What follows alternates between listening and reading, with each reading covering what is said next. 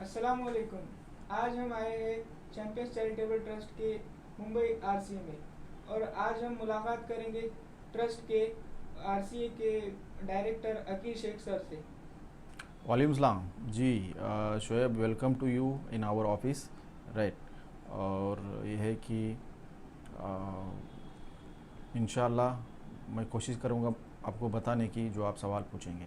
और पहले तो आपका बहुत बहुत शुक्रिया कि यहाँ पे आने के लिए और हमसे बातचीत करने के लिए। Thank you sir. तो सर, आरसीए के बारे में काफ़ी सुना था, चैंपियंस चैरिटेबल ट्रस्ट, इस वजह से यहाँ आना पड़ा। बताइए आपके बारे में और ट्रस्ट के बारे में कुछ बताइए। ये वही है कि पहले तो मैं मेरे खुद के बारे में मैं एक बता दूँ कि ये है कि मैं एक रेसिडेंशियल कोचिंग एकेडमी का मैं एक डायरेक्टर हूँ। तो उसके पहले मैं एक बैकग्राउंड बताना चाहता हूँ कि ये है कि मैं भी एक आईएएस एस्पिरेंट रह चुका हूँ मैं। राइट। तो जो खाली मैं मुंबई के बाद का ही सफ़र बताता, उसके पहले का इतना यूपी से इतना रिलेवेंट नहीं है। मैं 2017 में मैं SISC मुंबई, जो महाराष्ट्र गवर्नमेंट का इंस्टीट्यूट है, वहाँ पे मैं एज ए स्टूडेंट मैंने ज्वाइन किया था। और उसके बाद 2018 से मैंने ये जो UPSC मेंटरशिप का काम है ये मैंने शुरू किया था। तो 18 से मैं directly indirect I am involve in the mentorship teaching, मैं इसमें इन्वॉल्व था। उसके बाद मेरे पढ़ाई के साथ साथ ये साइड बाय साइड काम शुरू था। उसके साथ मैं 2019 में मैं हज कमेटी ऑफ इंडिया का जो सेंटर है, मैं वहाँ पे मैं एज ए स्टूडेंट एंट्रेंस के ज़रिए मेरा एडमिशन हो गया। उसके बाद वहाँ पे 2 साल पढ़ाई करने के बाद दो पढ़ाई के बाद हम 2 अगस्त 2021 अक्टूबर 2021 में हम वहाँ से वैकेट करके हम सारे स्टूडेंट, मेरे साथ सारे स्टूडेंट अपने अपने रिस्पेक्टिव प्लेसेस पे वापस गए थे। तो उसके बाद हम सारे एज ए स्टूडेंट हम अपने अपने जगह पे पढ़ाई कर रहे थे। उसके बाद ये फिर 2022 से ये आरसीए का ये होता है, मतलब इस आरसीए की शुरुआत 2022 में होती है। ये आरसीए जब इनिशियल डेज में चालू हुआ तो क्या क्या चैलेंजेस थे और आप पढ़ाई के साथ साथ कैसे इस आरसीए को आगे लेकर गए? इसमें एक्चुअली आरसीए का जो शुरुआत हुई है, तो इसकी शुरुआत जो है, इसका बैकग्राउंड ऐसा था कि अक्टूबर 2021 में हज कमेटी ऑफ इंडिया में करीब करीब 200 बच्चे पढ़ाई करते थे। उसमें 150 बॉयज़ थे और 50 लड़कियाँ थे। लेकिन ये है कि कुछ सेंट्रल गवर्नमेंट की पॉलिसी बोलो या चीफ एग्जीक्यूटिव ऑफिसर का डिसीजन है, उसकी वजह से ऑलमोस्ट सारे स्टूडेंट को उन्होंने वैकेट कराया। फिर उसके बाद ऐसा हुआ कि ऑलमोस्ट 200 स्टूडेंट जो है डिस्प्लेस हो जाएंगे। तो ये एक सोच थी इसके पीछे। तो इसके वजह से जो हज कमेटी ऑफ इंडिया के जो एक्स CEO सर थे, डॉक्टर MA खान सर, उन्होंने कुछ इनिशिएटिव लेके या कोई उसके बाद कुछ वेल विशर ऑफ कम्युनिटी है, ऐसे लोगों ने साथ में मिल के एक जगह यहाँ पे रेंट पे लेके एक रेसिडेंशियल कोचिंग एकेडमी शुरू करने की उन्होंने एक सोचा। और उसकी वजह से जनवरी 2022 में फाइनली, मतलब अक्टूबर से कोशिश कर रहे थे, अक्टूबर नवंबर 2021 से कोशिश कर रहे थे, वो जनवरी में फाइनली ये जो हम अभी जहाँ पे हमारा ऑफिस है जाफ़र सुलेमान मुसाफिर खाना में, जिसको हम मतलब अर्लियर अभी हम जो इंस्टीट्यूट है इसको champion charitable trust residential coaching academy Mumbai, इस तरह से हम अभी हम कुछ दिनों से जान रहे हैं। लेकिन earlier it is known as Jafar Suleman IAS residential coaching institute, जो सारे लोग आमतौर पे सब लोगों को जो पता है, फेमस है। तो ये है कि 2022 में ये शुरुआत हो गई। और उसके बाद जो डिस्प्ले स्टूडेंट हुए थे हज कमेटी ऑफ इंडिया के, इनिशियली तो मतलब इतना ही था कि जो डिस्प्ले स्टूडेंट हुए हैं उनको ही वापस यहाँ पे एडमिशन दे देना और उनकी पढ़ाई कंटिन्यू होना चाहिए। राइट। तो ये है कि उसके पहले ये है कि 22 में शुरू हो गया ये। और आपकी अपॉइंटमेंट एज ए डायरेक्टर, जब हम बोलते हैं आरसीए के डायरेक्टर, तो कैसे हुई यहाँ पर? ये था कि इसके अपॉइंटमेंट का ऐसा था कि हम जब हज कमेटी ऑफ इंडिया में थे तो वहाँ पे ऐसे थे कि समझो 7-8-10 ऐसे स्टूडेंट थे कि वो मतलब उनको मेंटरशिप बोलो या एक लीडरशिप रोल है, ये हिसाब से वो ऑलमोस्ट तैयार थे लोग कि एक आधा इंस्टीट्यूट वो चला सकें। तो एक जो residential coaching institute outside government institute, ये पहला इनिशिएटिव था ऐसा। तो इसकी वजह से कि जो हमारे उस वक्त के CEO थे डॉक्टर MA खान सर, उन्होंने ये टास्क जो है appointment of director senior student को दिया था। मतलब उस वक्त के मतलब जो ऑफिसर लोग थे या सीनियर स्टूडेंट थे उनको दिया था। तो मैं तो यहाँ से मुंबई छोड़ के चला गया था, लेकिन उनको देने के बाद उन्होंने फिर सब ने मिल के तय किया कि भाई ये चलाने वाला एक अपने पास ऐसा बंदा चाहिए कि एकेडमिकली ठीक हो, अच्छा हो, उसके साथ साथ लीडरशिप क्वालिटी भी हो और थोड़ा सा लीडरशिप क्वालिटी और साइलेंटली काम करने वाला इंसान चाहिए। तो उन्होंने उनको लगा कि मैं वो कर सकता हूँ, इसकी वजह से वो लोगों ने सब ने मेरा नाम सजेस्ट किया doctor M A Khan sir को। फिर उन्होंने फिर डायरेक्टली मुझे फ़ोन करके बोले कि ऐसा ऐसी बात हुई है, आप काम करने के लिए रेडी है क्या। तो कुछ मैंने टाइम मांगा और वो फाइनली ये है, जैसे हमारे दोस्त एक डॉक्टर साजिद शेख है, बाद में एक मोज़म बोल के एक हमारे ये थे बिहार के थे, हज कमेटी इंडिया में थे वो भी मोज़म भाई। तो उन्होंने ये लोगों ने सब रिकमेंड करके, और 2-3 ऑफिसर है उनके इसमें, तो उन्होंने रिकमेंड किया और फिर इस तरह से मेरा अपॉइंटमेंट हुआ। फिर जनवरी 2022 में हम यहाँ पे आ गए। जी, आपने अभी मेंशन किया जनवरी 2022, तो जनवरी 2022 से लगभग चार साल हो चुके हैं। ऑलमोस्ट 4 साल हो चुके हैं। तो ये जो सिस्टम जैसा बना, स्टार्टिंग में बना, फिर उसके बाद में किस तरह से ये सिस्टम अब चल रहा है? तो ये है कि जब कोई एक्चुअली क्या था कि एक सबका जुनून था कि एक ऐसा इंस्टीट्यूट बनना चाहिए जो हजास में जो हमने मतलब बनाया था बहुत लोगों की मेहनत से, वो सिस्टम शुरू रहना चाहिए। और जो स्टूडेंट थे जो वहाँ पे ट्रेन हो चुके थे, उनको शुरुआत में था कि उनको ऑफिसर बनने के लिए मौका मिलना चाहिए। तो वो हिसाब से यहाँ पे हमने शुरुआत हो गई। शुरुआत में ये था कि जैसा नया सेटअप है, न्यू सेटअप है, नई जगह है, कोई इंफ्रास्ट्रक्चर नहीं है, ऐसा कोई ना इसका इंफ्रास्ट्रक्चर का सेटअप था, ना एकेडमिक सेटअप था, ना एडमिनिस्ट्रेटिव सेटअप था। ऐसा था कि उन्होंने बस ये कि मुझे अपॉइंट करके छोड़ा था, now it is your responsibility to run the place. ऐसा था कि हमारी शुरुआत हमारी 60 की कैपेसिटी थे। तो अभी ये जो हमारे पास अभी इंस्टीट्यूट दिख रहे हैं, आप लोग देख रहे हैं, तो आपने ये तो अभी तो ठीक ठाक अच्छा सा बना है, लाइब्रेरी है, उसको अंदर से कलर अच्छे से हुआ है, एसी है, जो लाइट है वो इनफ है, लगभग ऑल द बेसिक हाँ ऑल द बेसिक नीड सही है। उसके बाद है कि रूम्स तुम देख रहे हैं कि रूम्स में अभी भी अंदर से थोड़ा बहुत ठीक ठाक हुआ है। ये रूम के हिसाब से, ये तो ऑफिस है, इसके हिसाब से देखते हैं कि there is no difference between director room, office और student room, everything is same, right. तो मतलब ये था कि बेसिक नेसेसिटी सारी स्टूडेंट को थी, लेकिन इसमें था कि शुरुआत में चैलेंज ऐसे थे कि ये कहीं इंफ्रास्ट्रक्चर नहीं था। तो इंफ्रास्ट्रक्चर, अभी ये जगह रेंटेड प्लेस है और उसका रेंटेड प्लेस है, तो हमने वो पूरा मंथली रेंट देते थे हम, लेकिन हमको कोई ऐसा राइट्स नहीं थे कि उसमें कुछ डेवलपमेंट करें। तो इसके लिए क्लासरूम बनाना है, चैलेंजिंग था, क्लासरूम नहीं था। फिर हमने एक ऐसा रूम था कि उसमें मतलब एक थोड़ा बड़ा साइज़ का था, वहाँ पे हमने क्लासरूम टाइप ऐसा कुछ किसी ने डोनेट किया था, एक प्रोजेक्टर और एक स्क्रीन डोनेट की थी, वहाँ पे वो लगा दी हमने कारपेंटर से बात करके। उसके बाद वहाँ पे कुछ इलेक्ट्रिकल जो हमको जो पॉइंट्स चाहिए क्लासरूम में वो नहीं थे, तो उसको हम कुछ ऐसा एक्सटेंशन लगा दिए।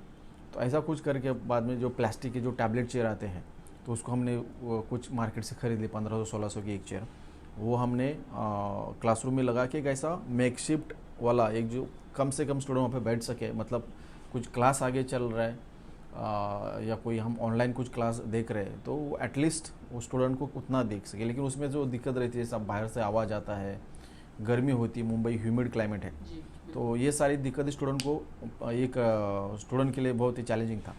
लेकिन ये कि उस स्टूडेंट का भी ऐसा था कि पढ़ने का जज्बा था, उनको बेसिक ही नेसेसिटी, इसके वजह से स्टूडेंट का वो पढ़ने का जज्बा है, तो वो तो कंटिन्यू रहा। इसके वजह से वो इंफ्रास्ट्रक्चर के ऊपर हमने ज़्यादा ध्यान नहीं दिया। हमें कोशिश की कि इसको ग्रेजुअली इम्प्रूव कैसा करें, राइट। और इसमें ये था कि मतलब कोई इसका वेल एस्टेब्लिश एडमिनिस्ट्रेटिव सेटअप ऐसा कुछ नहीं था। मैं अकेला ही यहाँ पे, डायरेक्टर भी मैं है, असिस्टेंट भी मैं है, ऑफिस बॉय भी मैं, एवरीथिंग में। उसके बाद मतलब I have to take care of finance, academics, administration और मेंटेनेंस, एवरीथिंग ऐसा है। तो ये मतलब ये 2022 में जो शुरुआत का दौर था, ये बहुत मतलब ये चैलेंजिंग था, क्योंकि मतलब स्टूडेंट के लिए भी चैलेंजिंग था, मेरे लिए भी चैलेंज था, एडमिनिस्ट्रेटर के लिए भी चैलेंज था, उसके साथ मतलब इंस्टीट्यूट के लिए चैलेंज था। ऐसा हो सकता था कि अगर इसको शुरुआत के दौर में अगर ठीक से नहीं चलाया जाता, और ये एकेडमिकली उतना ध्यान नहीं जाता, सबसे हमारा ज़्यादा फोकस था एकेडमिकली, तो अगर उसके ऊपर ज़्यादा नहीं ध्यान दिया जाता या अगर रिजल्ट वगैरह नहीं आते, तो फिर ऐसी चीज़ डिसकंटिन्यू भी हो सकती है, क्योंकि this is not a government institute, this is we can say the social initiative or private initiative. अच्छा, हम्म, सो जैसा आपने मेंशन किया हम्म, कि 2022 में ये सब चीज़ें नहीं थी, तो जो हम्म, आज हम देख रहे हैं यहाँ पर चीज़ें, हम्म, वो सारी शक्ल और सूरत बदली गई है जी ओवर जी द टाइम पीरियड। जी। और आपने बातों बातों में मेंशन किया क्लासरूम वगैरह एकेडमिक का, हम्म, और आरसीए का मतलब भी रेसिडेंशियल कोचिंग होता है, तो हम्म। यहाँ पे एकेडमिक का क्या मामला है? तो यहाँ पे कैसा है कि टीचर यहाँ पे आपने अपॉइंट वगैरह किए हैं क्या? तो यहाँ पे कैसा है, मतलब पहले तो ये अपनी इंफ्रास्ट्रक्चरली बात की, तुमको एक बेसिक आइडिया आ गया कि कैसा है। जी फिर उसके बाद सबसे अहम रहता है, जिसके ऊपर हमारा ध्यान रहता है ज़्यादा, एकेडमिक चीज़ है। जी तो यहाँ पे जो स्टूडेंट आते हैं, तो हम जो स्टूडेंट को एडमिशन देते हैं वो एंट्रेंस एग्ज़ाम के ज़रिए लेते हैं। हमने अभी तक 2022 में 2023 में हमने एंट्रेंस एग्ज़ाम कंटिन्यूस लिए हैं। तो एंट्रेंस एग्ज़ाम के ज़रिए हम 50% स्टूडेंट ऐड करते हैं, और 50 हमारे समझो ये हमारी स्टूडेंट है, कैपेसिटी है 60। तो हम क्या करते हैं कि उसमें से 30 स्टूडेंट प्रीवियस ईयर बैच के रखते हैं, और 30 स्टूडेंट न्यू बैच से लेते हैं। मतलब 50-50 का रेशो हम उसको हम ऐसा कंटिन्यू करते हैं। मतलब एक साल में अगर जिसका खत्म हो गया उसको मतलब रखा जाता है? हाँ, बेसिस क्या बेसिस पर वो रखा है? मेरिट के हिसाब से रखते हैं। जी। मतलब उसमें ऐसा रहता है हमारा कि एक साल हमारे पास स्टूडेंट रहता है जो भी, तो उसको हमारा पूरे साल का उसका जो एकेडमिक परफॉर्मेंस है, जी जो वीकली टेस्ट होते हैं हमारे, उसका परफॉर्मेंस हमारे पास रहता है। और वो अभी ऐसा होता है कि वो हर एक स्टूडेंट का इंडिविजुअली सारा पता चलता है कि इसमें कैलिबर कितना है। वो हिसाब से हम स्टूडेंट को ऐसा फिल्टर करते रहते हैं, और आखिर में जब हमारा मई जून में जब हमारा जो प्रोग्राम ख़त्म होता है एक साल का, तो उस वक्त हम कुछ स्टूडेंट को हम रिटेन करते हैं, कुछ स्टूडेंट को अल्लाह हाफिज़ बोल के घर पे भेज देते हैं। जी तो ये हिसाब से हम वो 50% 50-50 का रेशो मेंटेन करते हैं। इसकी वजह से होता ये है कि पहली तो बात है कि जो सक्सेस के करीब आ चुके हैं लेकिन सक्सेस नहीं मिला, वो स्टूडेंट को एक मौका एक्स्ट्रा मिलता है। और जो नए स्टूडेंट एकदम आए हैं उनको ये सीनियर स्टूडेंट का उनको मेंटरशिप टाइप या मतलब एक माहौल मिलता है, पॉजिटिव हेल्दी एनवायरनमेंट मिलता है। राइट, ये तो हो गया मतलब स्टूडेंट रिटेंशन, मतलब इसका एक एडमिशन का एक काइंड ऑफ प्रोसेस हो गया। उसके साथ एकेडमिक कैसा रहता है, जी तो जब हम यहाँ पे एडमिशन लेते हैं तभी स्टूडेंट ऐसे लेते हैं कि जो समझ लो थोड़े से तैयार हैं, उन्होंने कहा ना कहा थोड़ी बहुत कोचिंग की है, एकदम नए नहीं, क्योंकि यहाँ का हमारा एंट्रेंस पास करना भी उतना आसान नहीं, डिफ़िकल्ट है थोड़ा सा। तो वो पास हो के आते हैं तो थोड़ा बहुत तैयार है, तभी उनको क्या है जो जिनकी उतनी तैयारी है उसका थोड़ा सा एनालिसिस करके, थोड़ा कस्टमाइज अप्रोच करके उसके हम थोड़ा सा स्वैट एनालिसिस करते हैं, और उनके पॉजिटिव निगेटिव्स हम ढूंढते हैं। फिर ये रहता है कुछ स्टूडेंट ऐसे रहते हैं कि वो कुछ सब्जेक्ट में अच्छे रहते हैं, कोई कुछ सब्जेक्ट में वीक रहते हैं, वो ढूंढ के हम उस तरह से इंडिविजुअल स्टूडेंट को टारगेट करके उसका वो प्रॉब्लम सॉल्व करने की कोशिश करते हैं। फिर स्टूडेंट का ऐसा रहता है कि समझो किसी का इकोनॉमिक्स थोड़ा सा कच्चा है, जी तो हम क्या करते हैं कि इकोनॉमिक्स के लिए इंडिया में सबसे बेहतर टीचर कौन है अभी फ़िलहाल? मृणाल सर, मोना विवेक सर। हाँ, मोनाल सर है, मतलब बहुत सारे लोग बहुत हैं ऐसे। सारे। हाँ, हम कोई एक को नाम नहीं ले सकते, जी ऐसे बहुत सारे स्टूडेंट फैकल्टीज़ हैं। तो रादर देन यहाँ पे हम कोई क्लासेस हम यहाँ पे शुरू करें, ऑफलाइन कोचिंग कराए, ये कराए, उससे वजह ये होता है कि हम जो ऑनलाइन मटेरियल अवेलेबल है तो उसको हम स्टूडेंट को यूज़ करते हैं और उसको ट्रैक करते हैं वो कर रहा है कि नहीं कर रहा जी है। जी राइट, उसके बाद से समझो कोई स्टूडेंट है, किसी का समझ लो एनवायरनमेंट ठीक नहीं है, उसकी कॉन्सेप्चुअल क्लैरिटी है क्या ठीक है, तो उसमें क्या प्रॉब्लम है, तो वो ये कर रहा है कि वो जो प्रैक्टिस है क्वेश्चन सॉल्व करने की वो नहीं कर रहा, तो हम उसको डेली टास्क करा के दे के हम वो कराते हैं। मतलब डेली टारगेट्स दिए डेली जाते टारगेट दे के हम और उसको, उनका- हाँ मतलब ये है कि मेरा पर्सनल ऐसा अप्रोच है, मैं भी एक एस्पिरेंट था या अभी भी कुछ सिस्टम में हो या एकेडमिक एक्टिविटी में इन्वॉल्व हो, तो मेरा ये रहता है कि मुझे लगता है कि one fit approach to all, मतलब एक ही मेथड सबके लिए अच्छा, अप्लाई नहीं होती है। One shoes for all. हाँ, वन शूज़ फॉर ऑल नहीं होता है, वो सबके लिए मुझे लगता है कि कस्टमाइज अप्रोच होना चाहिए। तो वो हम इंडिविजुअली वो करके हम हर एक को, मैं भी इवन टारगेट भी अलग अलग हर एक को देता है। Even I suggest to the student कि तुम नहीं, ये एग्ज़ाम तुम सबसे पहले पास करोगे, इसके लिए तुम अप्लाई करो। तभी उसका मैं एक अच्छा एग्जांपल आपको बताऊंगा।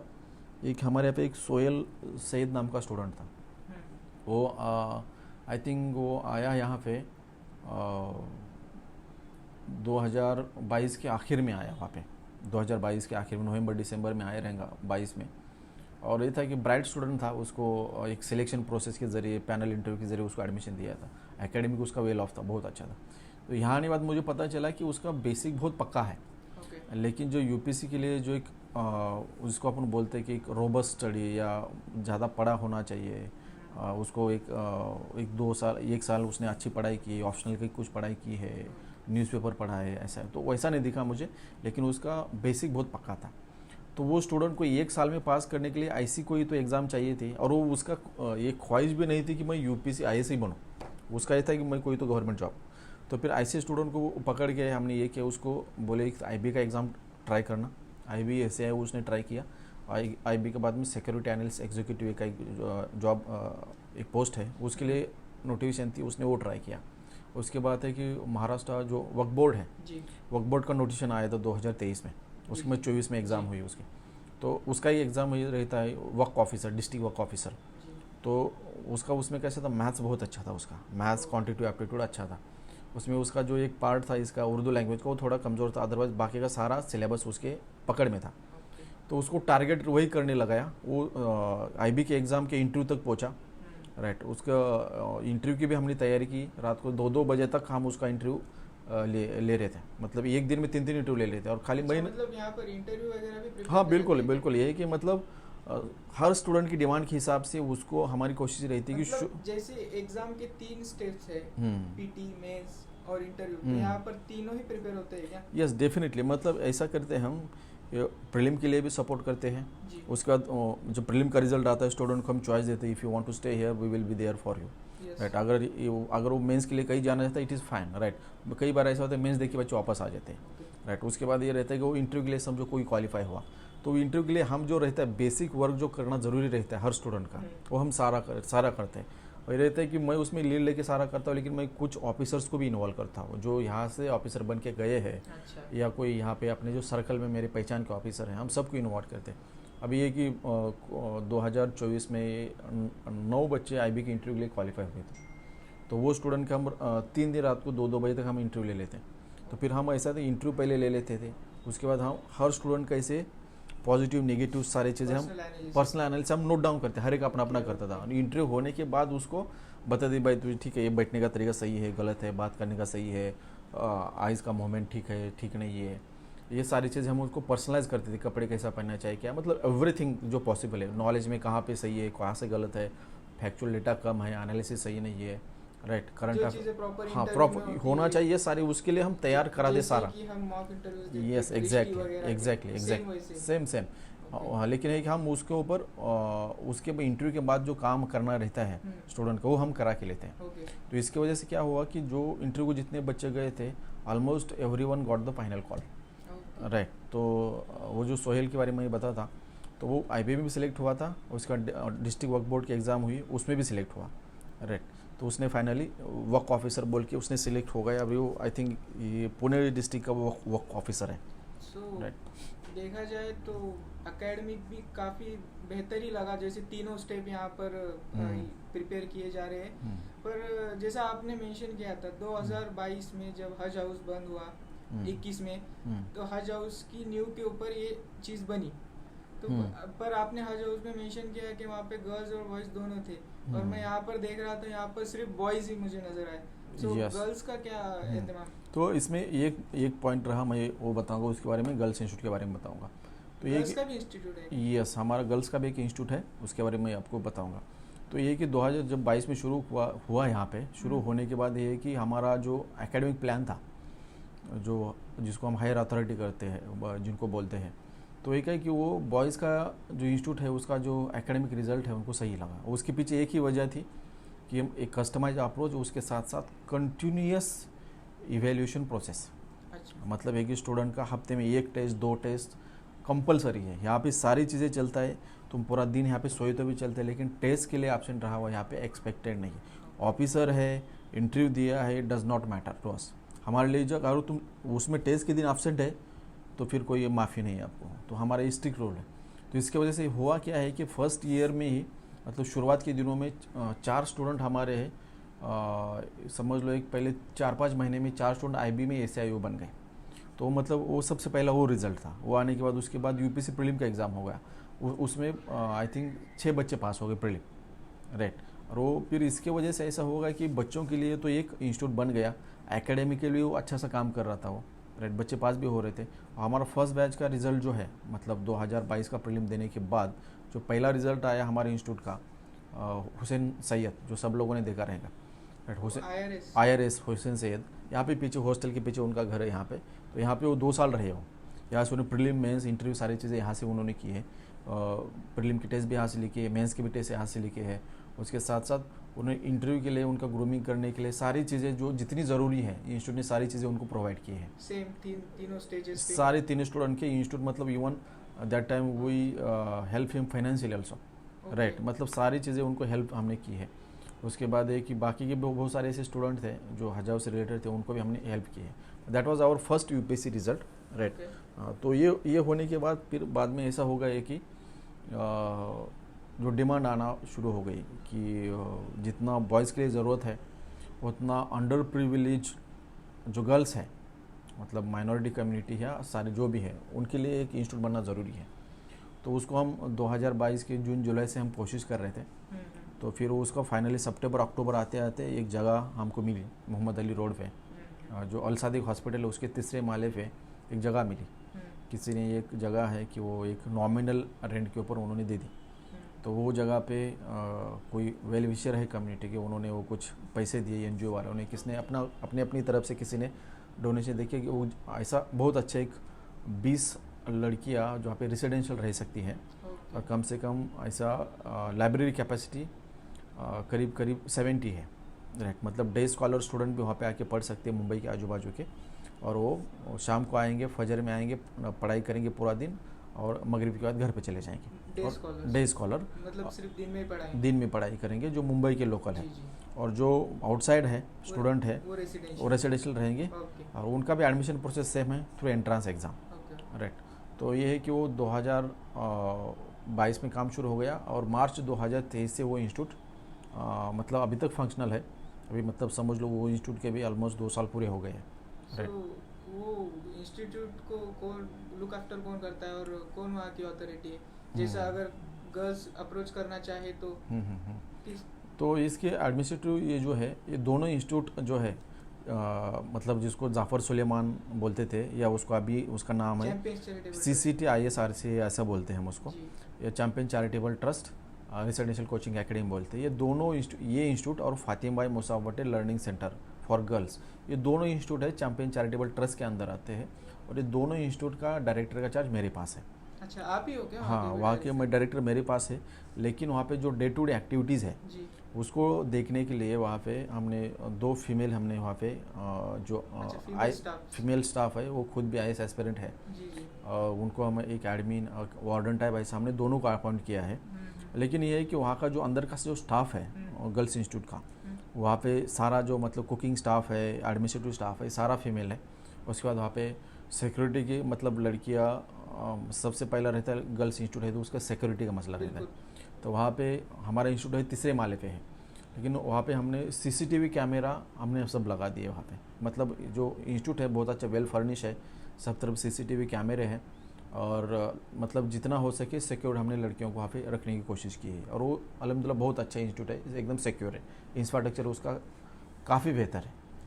हाँ, और जैसा कि आपने प्रीवियसली आपके आंसर में मेंशन किया, माइनॉरिटी और जो पिछड़ा तबका है, और हम देख रहे हैं कि ये JSH जो कि CCT है, और जो लड़कियों का इंस्टीट्यूट है वो प्राइवेट फंड पे चलता है, गवर्नमेंट इसको बैकिंग नहीं है। सो महाराष्ट्र में कितने ऐसे माइनॉरिटीज़ के RCAs है, और कहाँ पर है? ये है कि महाराष्ट्र में अगर अंडर प्रिविलेज बोलो या माइनॉरिटी बोलो या माइनॉरिटी मुस्लिम कम्युनिटी बोलो, इनके लिए वही 2 ही इंस्टीट्यूट हैं। जैसे कि अब देखा जाए तो बार्टी और महाज्योति जैसी स्कीमें माइनॉरिटीज़ के लिए नहीं है क्या? नहीं, इसमें क्या है कि वैसे तो अगर मैं बता दूँ, इसका थोड़ा सा बैकग्राउंड मैं आपको बता दूँ। हमारा इंस्टीट्यूट थोड़ा बाजू में रखे हम बात करें तो 2005 में सच्चर कमेटी की रिपोर्ट आने के बाद महाराष्ट्र गवर्नमेंट में भी उन्होंने कुछ काम करने की कोशिश की और शुरुआत की। उन्होंने शुरुआत में क्या किया, जो महाराष्ट्र के एग्जिस्टिंग उस वक्त एक इंस्टीट्यूट था SISC मुंबई, जहाँ का मैं स्टूडेंट भी रह चुका हूँ, और अभी मैं वहाँ पे अपना हफ्ते में से कुछ टाइम देता हूँ as a faculty, as a mentor बोल के। तो वहाँ पे उन्होंने 10 स्टूडेंट के लिए एक माइनॉरिटी कोटा बना दिया, उसमें सारी माइनॉरिटी आती, 10 रिजर्व सीट, उसमें माइनॉरिटी सारे माइनॉरिटी, मतलब almost 50% seat goes to the Muslim minority and other seat goes to other minority. Okay. तो उन्होंने शुरू किया। तो उसके बाद ये हो गया कि वो शुरू करने के बाद उन्होंने पुणे में एक 7-8 में एक इंस्टीट्यूट शुरू किया, यशदा में, doctor Ambedkar competitive examination centre Yashada में शुरू किया था।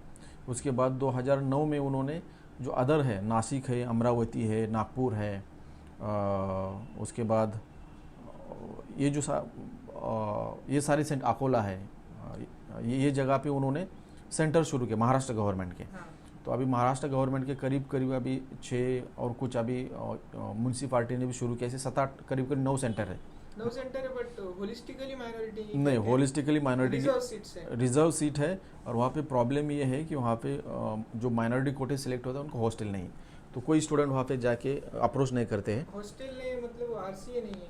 आरसीए है, लेकिन उसमें थोड़ा सा वो एक जीआर का प्रॉब्लम है, तो इसकी वजह से वहाँ पे हॉस्टल फैसिलिटी नहीं है।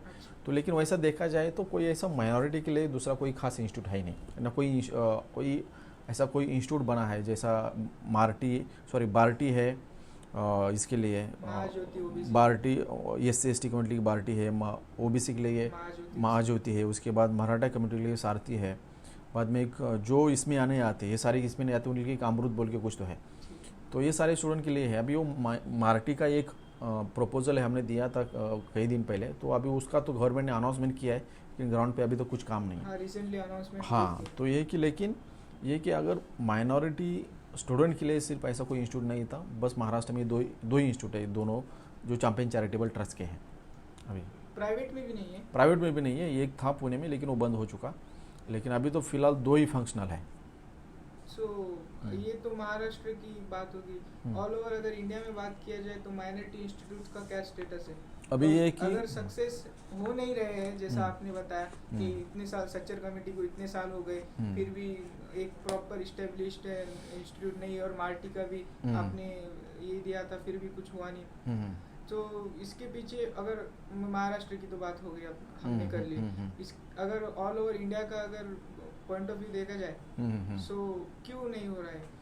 ये है कि ऑल ओवर इंडिया वैसे तो देखा जाए तो मतलब इवन 2021 के बाद भी बोलो या 2005 या 9 के बाद इनिशिएटिव कुछ हुए हैं, शुरुआत हो चुकी है। पहले एक जामिया जो है, जामिया मिलिया इस्लामिया है, अच्छा, वहाँ पे एक मतलब काफ़ी अरसे से मुझे लगता सच्चर कम्युनिटी की रिपोर्ट आने के बाद वहाँ पे भी एक रेसिडेंशियल कोचिंग इंस्टीट्यूट चलता है, वो काफ़ी सक्सेसफुल भी है, वो चलता है, लेकिन यूनिवर्सिटी का है, वो गवर्नमेंट का है, उसके बारे में हम ज़्यादा बात नहीं कर सकते।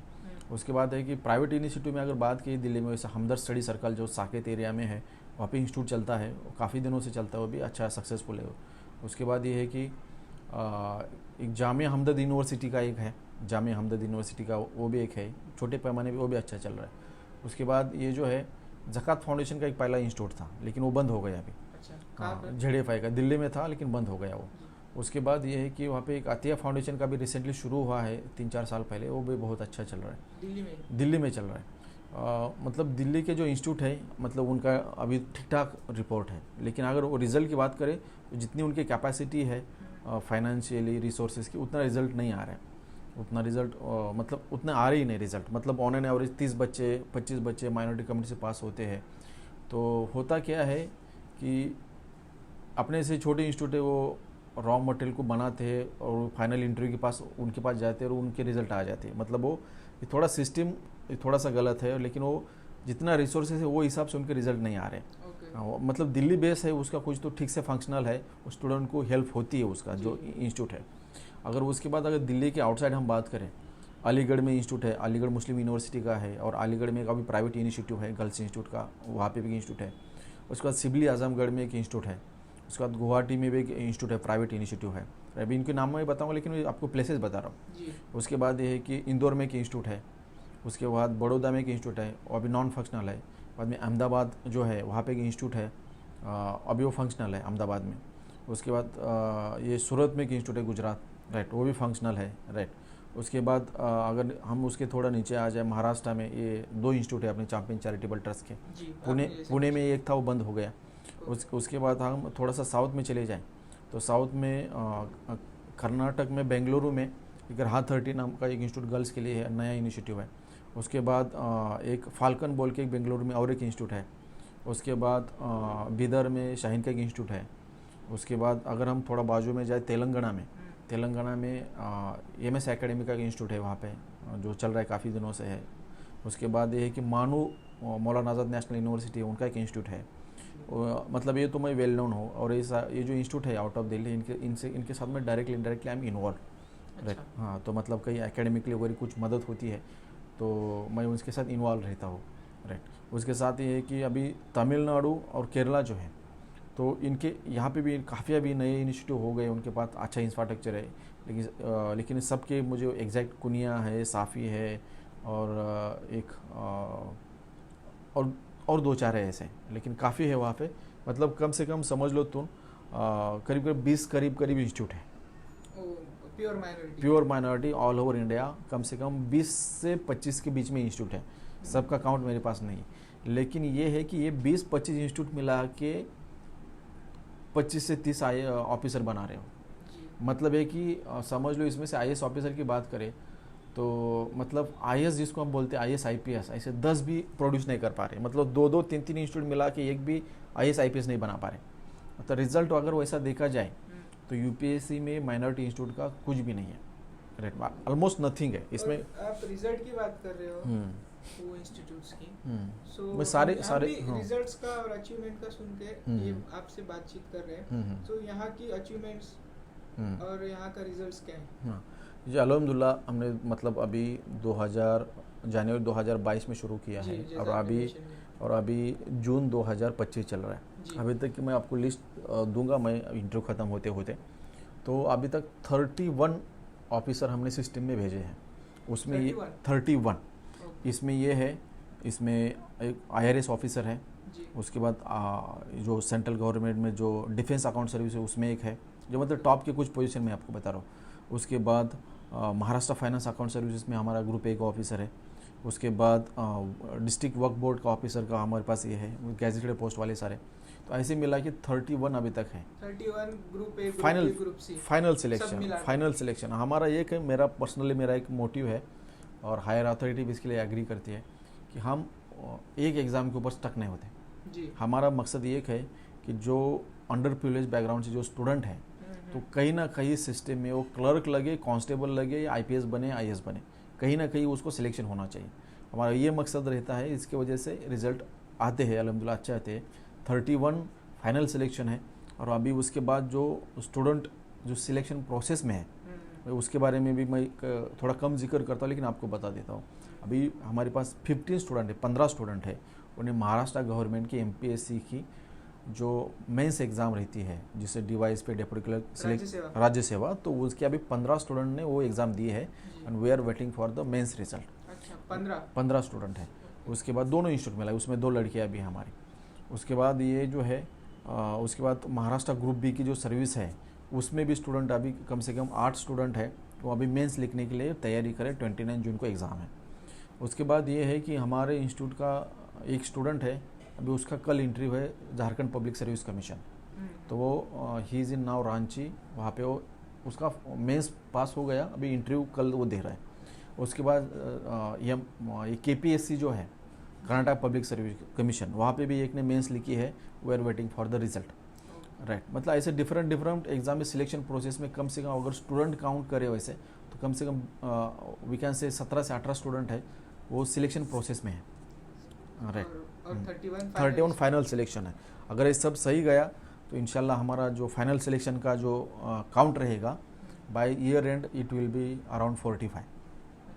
राइट, सो जितना हम शुरुआत से बातचीत किए और जितना आपने बताया इंस्टीट्यूट के रिजल्ट वगैरह, सो ये इंस्टीट्यूट जब बना 2022 में, जैसा आपने बताया कुछ भी नहीं था, और फिर जैसे ही चले over the time period establish हुआ है और अभी वेल इस्टेब्लिश्ड है, तो इसके पीछे इसकी सक्सेस की क्या है RCS के लिए, और एक मतलब RCA चलाने के लिए बेस्ट वे क्या है जो लोगों ने अमल करना चाहिए? क्योंकि हाल फिलहाल हम देख रहे हैं आपने जितने इंस्टीट्यूट गिनाए तो ऐसा लग रहा है जैसा एक दूसरे को देखकर सब RCA बना ले रहे हैं, पर ये ओवर द टाइम पीरियड बंद हो जाते, चल नहीं पाते, और ये अब तक के अच्छा परफॉर्म किया और चला भी।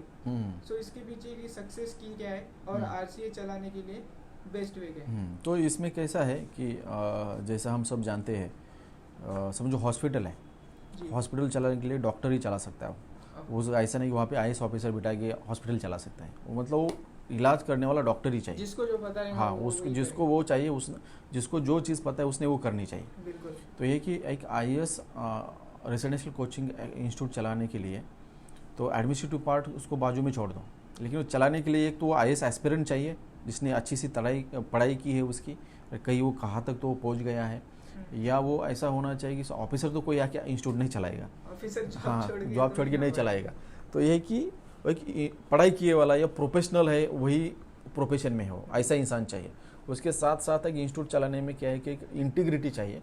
You should think this is the best way to serve the community. एक काम की तुम्हारी एक इंटीग्रिटी चाहिए, सर्विस करने की इंटीग्रिटी चाहिए, क्योंकि ये रहता है कि इसका जो प्रोसेस है, मतलब जिसको हम सिस्टम बेहतर करना जिसको हम बोलते हैं, तो स्टूडेंट को तुमको 1 साल नज़र रखना पड़ती है उसके ऊपर, 1 साल उसको तुमको ट्रैक पे रखना पड़ता है। और नॉट नेसेसरी खाली एकेडमिक ही रहता है, उसको एकेडमिकली इमोशनली उसको मोटिवेट करते रहना पड़ता है।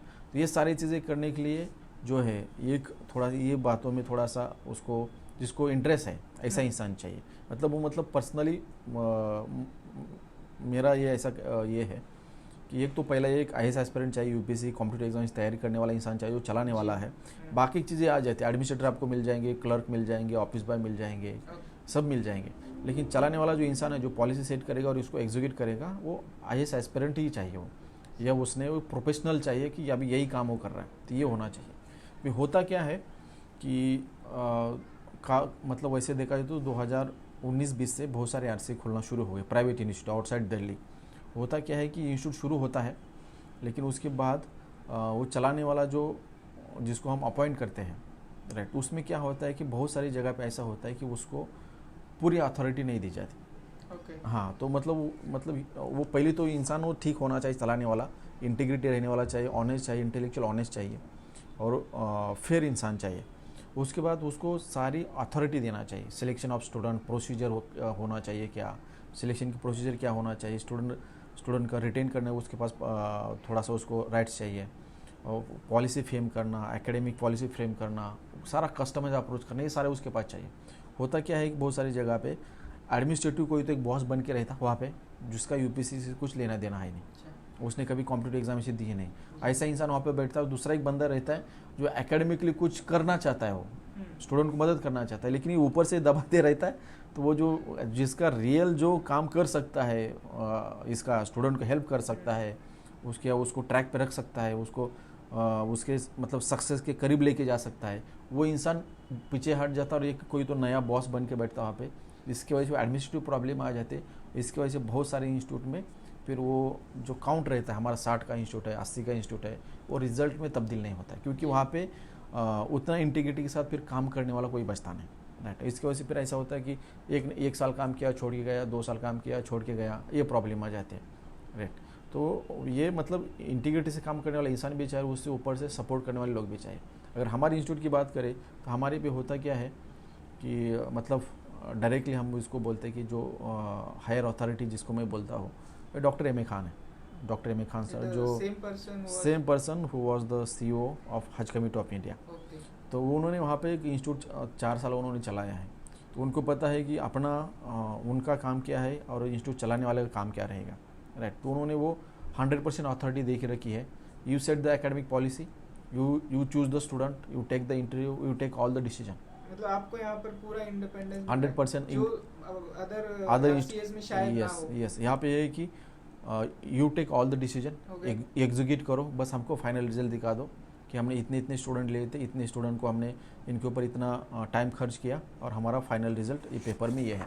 So I give it to them every time whenever I meet, कि मतलब what is the progress from last meeting to this meeting, right. तो इसकी वजह से होता क्या है कि कोई रोक टाक नहीं होती है, राइट। मतलब लिमिटेशन नहीं है कोई, या कोई ऐसा रोक टक करने वाला कोई इंसान नहीं है।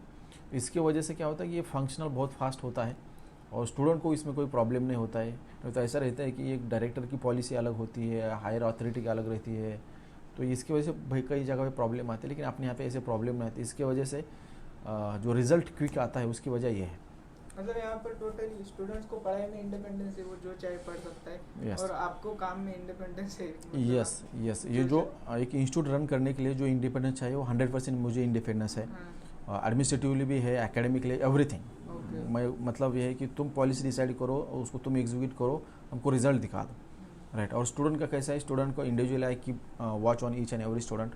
इसके ऊपर मुझे पता है कि समझ लो ये XYZ स्टूडेंट है, तो अभी ये चलो यूपीसी का एग्ज़ाम इस बार नहीं पास होगा, वो कुछ कौन से एग्ज़ाम पास हो जाएगा, CAPF की पास हो जाएगा, अलाउ हिम CAPF के एग्ज़ाम भी यूपीसी का स्किप कर दे। तो ये डिसीजन लेने का भी मतलब आई हैव पर्सनल राइट, और मैं वो स्टूडेंट को भी अलाउ करता हूँ। इसकी वजह से क्या होता है कि वो स्टूडेंट एग्जैक्ट वो एग्ज़ाम पास कर लेता है, क्योंकि उसके ऊपर उसके लिए जो चाहे टेस्ट सीरीज चाहे वो हम प्रोवाइड करने की कोशिश करते हैं, वो हिसाब से स्टूडेंट को वो फ़ायदा होता है।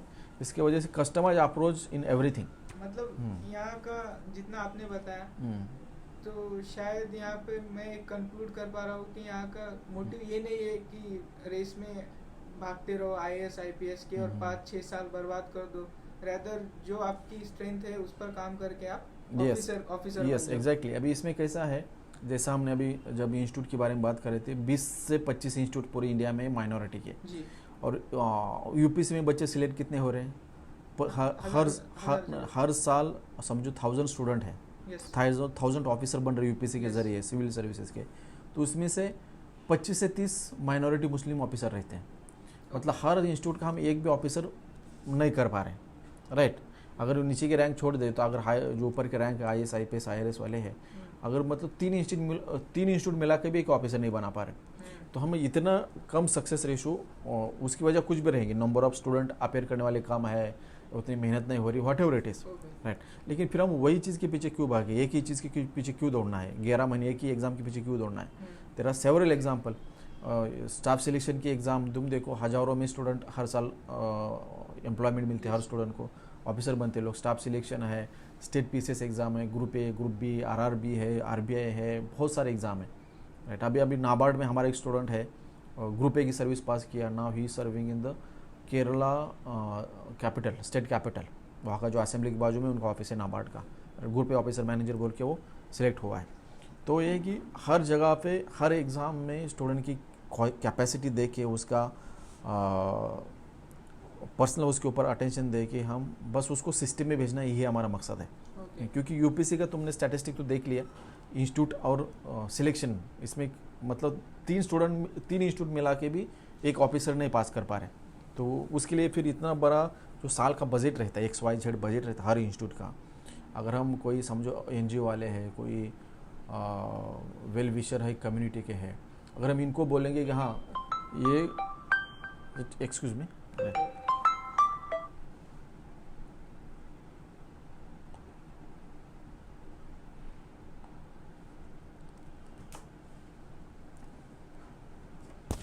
हाँ वालेकुम सलाम सर। ओके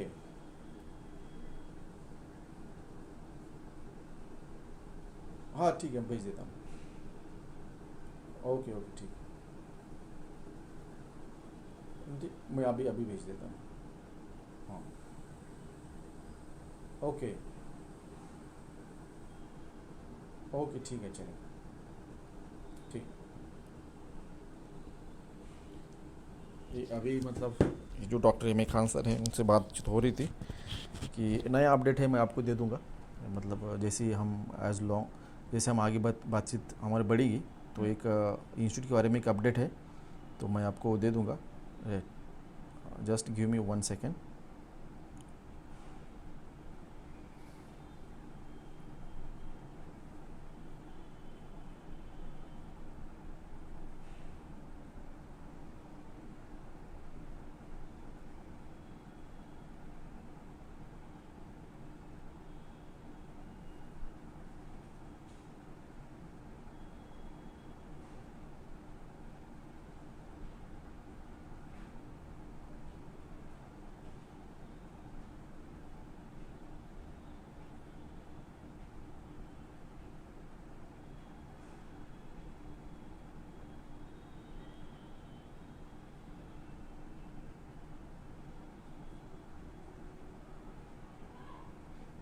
तो ये जो है हम बात कर रहे थे रैट रेस की, जैसे 5-6 साल तक ये सक्सेस रेशो जो है, मतलब हम कोई भी इंस्टीट्यूट चलता है तो उसका ये रहता है कि वो जो कोई मदद करने वाले लोग हैं वो देखते हैं कि इसका आउटपुट कितना है, राइट। और वो सही भी है, गलत नहीं है वो, राइट। तो इसके वजह से ये है कि हम अगर एक ही चीज़ के, मतलब इनडायरेक्टली मैं बाकी के इंस्टीट्यूट को भी बात करना चाह रहा हूँ। मैं हमेशा भी जो ऑल इंडिया डायरेक्टर फोरम की जो मीटिंग होती है, मतलब एक अनऑफिशियल मीटिंग रहती है या कोई इंस्टीट्यूट के जो डायरेक्टर्स रहते हैं दूसरे इंस्टीट्यूट के, तो मेरे से बातचीत करते हैं कि हमारा रिज़ल्ट नहीं आ रहा है, क्या करना चाहिए क्या नहीं करना चाहिए।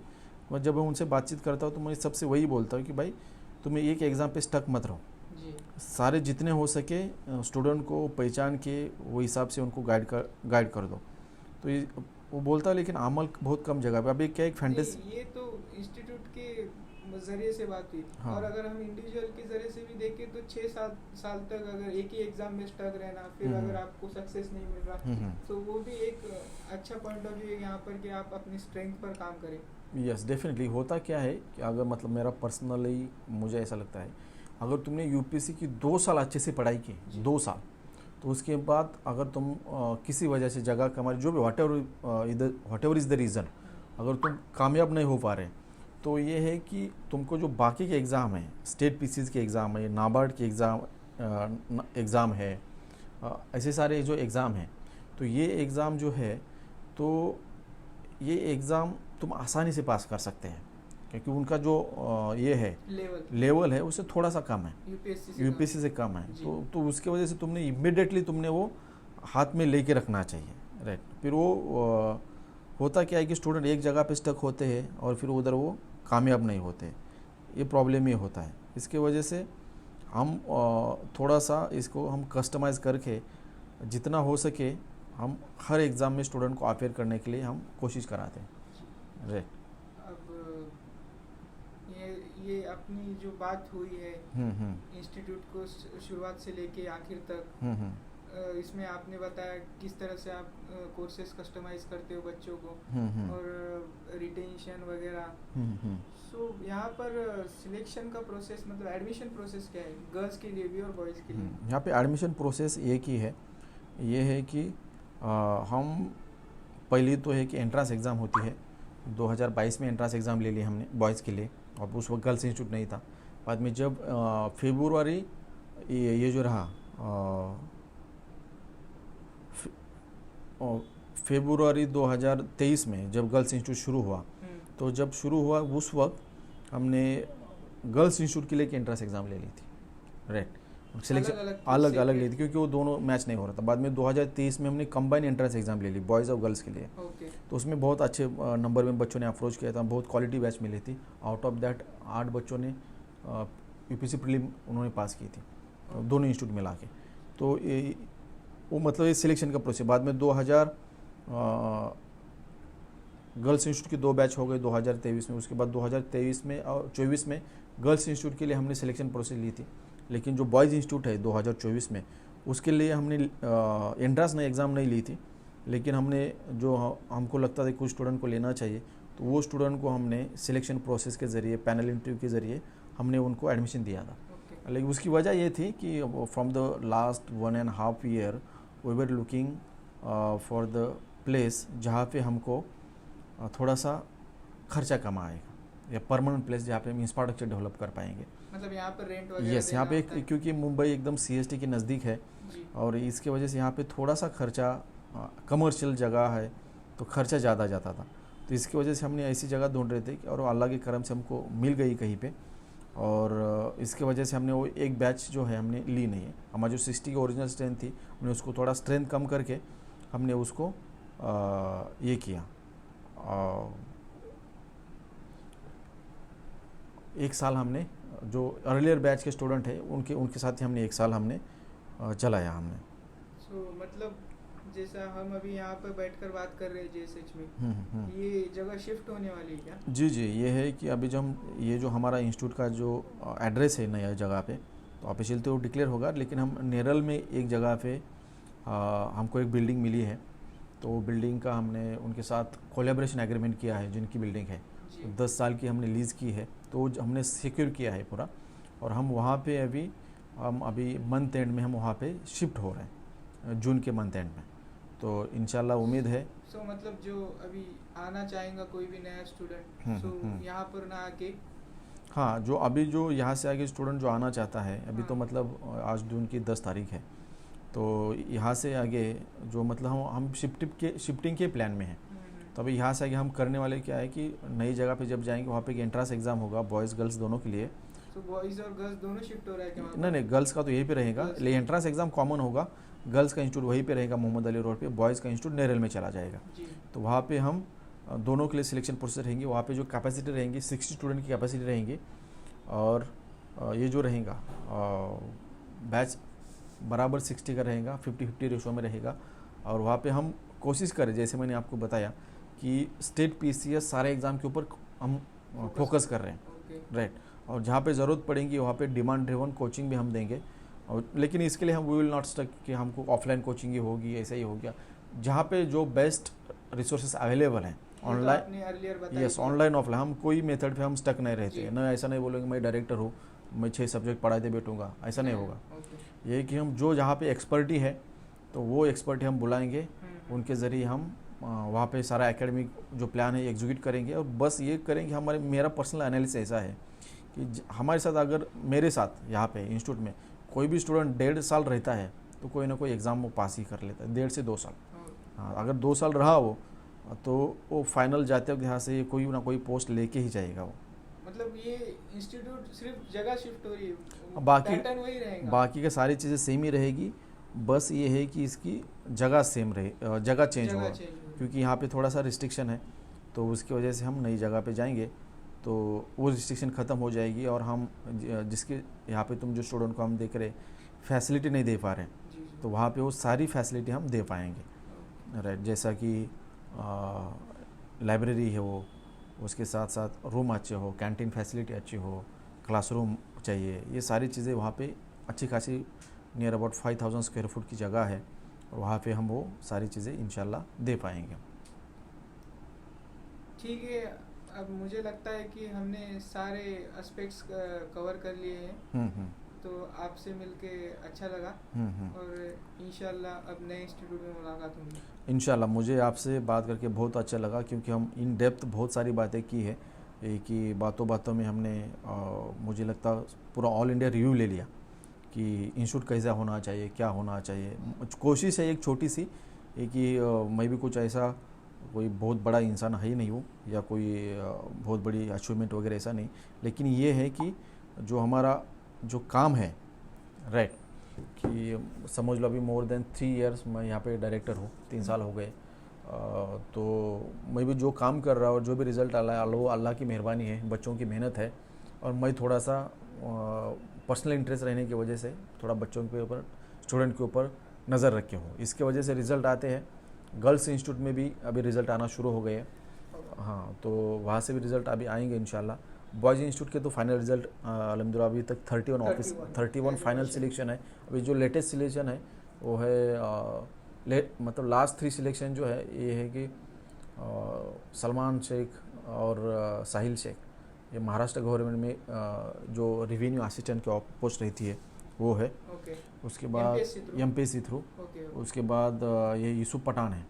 यूसुफ पठान जो है महाराष्ट्र गवर्नमेंट में जो ट्राइबल अफेयर मिनिस्ट्री रहती है, हाँ, ट्राइबल, उसमें वो सुपरिटेंडेंट बोल के उनका सिलेक्शन हुआ है, एमपीएससी थ्रू हुआ है। मतलब ये this are the last 3 selection, और ये कि अभी ये सिलसिला इंशाल्लाह आप सबकी दुआओं से वो जारी रहेगा।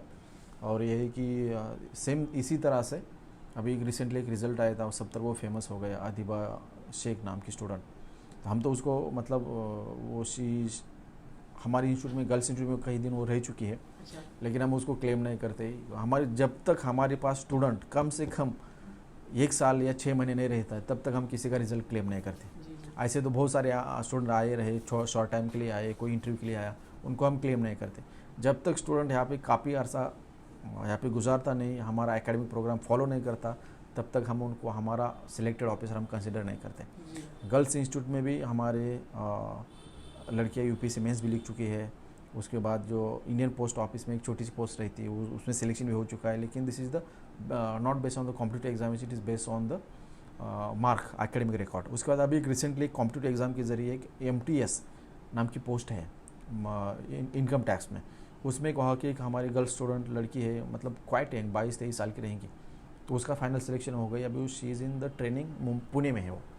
उसके बाद ये है कि अभी वहाँ की एक लड़की है, स्टूडेंट है, उसने IB का जो ACI जो रहता है एग्ज़ाम, उसके मेंस उसने लिख चुकी है। उसके बाद अभी स्टेट PCS का जो है उसके मेंस 2 लड़कियों ने लिख चुका है, मतलब now we are waiting for their result. And I feel personally because of the women reservation and the EWS category, इसके वजह से मुझे लगता है कि at least there will be 1 final selection from the girls institute. उसके बाद ये जो है ग्रुप B की 2 लड़कियाँ जो है वो अभी मेंस लिख रही है वहाँ से, तो वहाँ से भी मतलब धीरे धीरे प्रोग्रेस हो रहा है। मतलब वैसा होता क्या है कि माइनॉरिटी कम्युनिटी में लड़कियों को ग्रूमिंग होने के लिए थोड़ा टाइम लगता है जी, एक्सपोजर ही कम रहता है, क्योंकि एक्सपोजर कम रहता है। बहुत सारे ऐसे केसेस है, मतलब मैं कैसे I look after finance also, तो मतलब यहाँ पे सारे काम मुझे करना पड़ते, सारा काम मैं ही करता हूँ, तो I look after finance also. तो उसमें से एक पता चला कई सारे लड़कियों के बैंक अकाउंट्स भी नहीं होते, राइट। मतलब वो ये करते हैं कि सर हम थोड़ा बहुत हम जो स्टूडेंट से फ़ी लेते हैं,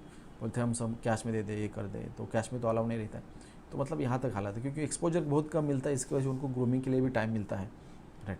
मतलब ये है कि ये ग्रेजुअल प्रोसेस है, आप लोग तो जानते हैं वैसे, लेकिन इसके लिए उनको टाइम लगता है। इसकी वजह से वो रिजल्ट आना अभी शुरू हो जाएंगे, अभी शुरू हो गए हैं एक एक। मतलब अभी समझ किसी का प्रीलिम का आ रहा है, किसी का मेंस का आ रहा है, कोई लास्ट तक जाके वापस आ रहा है, लेकिन वहाँ पे भी रिज़ल्ट आना शुरू हो गया। और यहाँ पे तो रिज़ल्ट अल्हम्दुलिल्लाह अच्छे आते हैं, और बहुत सारे अभी आने वाले 1 साल में बहुत क्विक रिज़ल्ट आने वाले यहाँ पे, ऐसा है।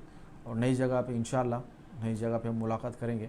मतलब ये था कि मैंने आपसे करीब 3.5 साल का जो ये जगह पे जो हमारा इंस्टीट्यूट चला, जिसको हम अभी CCT IAS RCA बोलते हैं, तो जिसको हम पहले जाफर सुलेमान IAS RCA बोलते थे, उसका 3.5 साल का करीब मैंने आपको जर्नी मैंने आपके साथ शेयर की।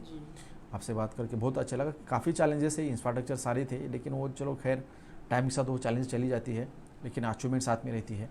और ये है कि सबकी दुआ है, और इसके वजह से मैं भी ये काम मुझे लगता है ठीक ठाक कर पा रहा हूँ, राइट। तो एक लेकिन ये है कि I am not the only person behind all this thing, right. वहाँ पे इसमें बहुत सारे जो ऑफिसर जो ऑलरेडी है, नॉट नेसेसरी हमारे इंस्टीट्यूट से हुए हैं, ऐसे बहुत सारे लोग कनेक्ट बेस है, वो कभी कभी वो मदद करते हैं, आते हैं हमारे साथ। उसके साथ मैंने बताया डॉक्टर M.A. खान सर तो है, he is the CEO sir जो आज कमेटी के थे, तो वो भी साथ मतलब हमेशा वो गाइड करते रहते हैं, वो राइट। उसके बाद ये बाकी कुछ वेल विशर कम्युनिटी के हैं, तो वो लोग भी हमेशा साथ हैं, इसके काफ़ी लोग साथ हैं। तो एक अच्छी कोशिश है हमारी सबकी, कामयाबी अल्लाह देने वाला है, और इंशाल्लाह नई जगह पे इंशाल्लाह मिलेंगे, और 1 साल के बाद एग्जैक्टली, राइट। और उस वक्त हम फिर देखेंगे, बातचीत करेंगे कितना अचीवमेंट रहा, नई जगह कैसी है, क्या है, और स्टूडेंट 31 से 51 तक जाते हैं नहीं जाते हैं, विल सी इंशाल्लाह। और ये कि आप लोगों का बहुत बहुत शुक्रिया, आपने इतना टाइम मेरे साथ बात की, और इंशाल्लाह हम मिलेंगे नई जगह पे। जज़ाकल्लाह खैर, बहुत बहुत शुक्रिया।